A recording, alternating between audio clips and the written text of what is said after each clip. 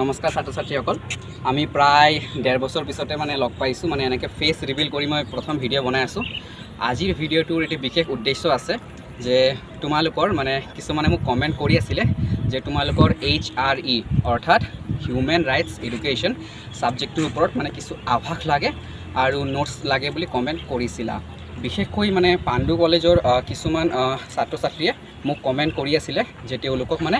human rights education সাবজেক্টটোৰ সম্পৰ্কে আভাস লাগে আৰু পৰীক্ষাত কেনেকুৱা ধৰণৰ প্ৰশ্ন আহে মানে ফাইনেল এক্সামত তোমালোকৰ মানে কেনেকুৱা ধৰণৰ প্ৰশ্ন আহে সেই সম্পৰ্কে তোমালোকে মোক মানে কমেণ্ট কৰিছিলা ভিডিঅ' লাগে বুলি আৰু তোমালোকৰ চাগে এবাৰ এছাইনমেণ্ট দিছে মানে importance of human rights education in contemporary world আৰু অসমীয়া মিডিয়ামৰ সকলেও মানে মই কৈ দি আছোঁ তেওঁলোকৰ বাবে যে মানে সাময়িক মানে সাম্প্ৰতিক বিশ্বত মানে সমসাময়িক পৃথিৱীত মানে মানৱ অধিকাৰ শিক্ষাৰ গুৰুত্ব আৰু প্ৰয়োজনীয়তাৰ সম্পৰ্কে তোমালোকক মানে আলোচনা কৰিব দিছিলে সেই সম্পৰ্কে মই তোমালোকৰ কাৰণে সুবিধা হিচাপে মানে নোটছ বনাই কেনে মই লাইক এছাইনমেণ্ট হিচাপে অসমীয়া মিডিয়াম আৰু ইংলিছ মিডিয়াম সকলোৰে কাৰণে এছাইনমেণ্ট হিচাপে মই PDF কৰি ডিছক্ৰিপশ্যনত লিংক দি দিছোঁ তাৰ পৰা চাই ল'বা কিন্তু পৰীক্ষাত কি কৰিবা পৰীক্ষাত কি লিখিবা প্ৰশ্ন কেনেকুৱা ধৰণৰ আহিব ফেচ কেনেকৈ কৰিবা সেই সম্পৰ্কে আজি কৈ দিওঁ আৰু তাৰ উপৰিও তোমালোকৰ যে EVS সাবজেক্ট আছে মানে এনভাইৰনমেণ্টেল ষ্টাডিজ পৰিৱেশ অধ্যয়ন সেই সম্পৰ্কেও মই অলপ কৈ দিম চোৱা এতিয়া কথা হ'ল মানৱ অধিকাৰ শিক্ষা ঠিক আছে হিউম্যান ৰাইটছ এডুকেশ্যন মানে হৈছে মানুহক তেওঁলোকৰ অধিকাৰ চিনাক্তকৰণ কৰাৰ মানে এক পন্থা ঠিক আছে মানুহক তেওঁলোকৰ অধিকাৰ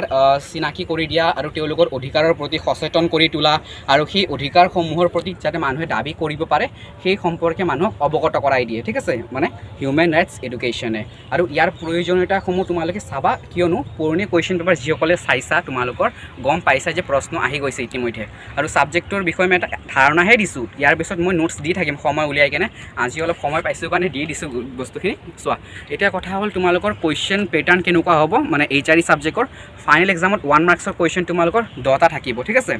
আৰু 2 মাৰ্কছৰ কুৱেশ্যন তোমালোকৰ 5টা থাকিব 4 মাৰ্কছৰ কুৱেশ্যন তোমালোকৰ 4 মাৰ্কছৰ কুৱেশ্যন তোমালোকৰ নাথাকে 5 মাৰ্কছৰ থাকিব 5 মাৰ্কছৰ কুৱেশ্যন তোমালোকৰ 4টা থাকিব আৰু 10 মাৰ্কছৰ কুৱেশ্যনৰ তোমালোকৰ 4টাই থাকিব আৰু তোমালোকে অপশ্যন পাবা কেৱল 5 মাৰ্কছ এণ্ড 10 মাৰ্কছৰ কুৱেশ্যনৰ লগতে অপশ্যন পাবা কিন্তু তোমালোকে মানে এই বিষয়ে চিন্তা কৰিব নালাগে মানে কমন কিছুমান কুৱেশ্যন প্ৰায় পৰি যায় যিটো মই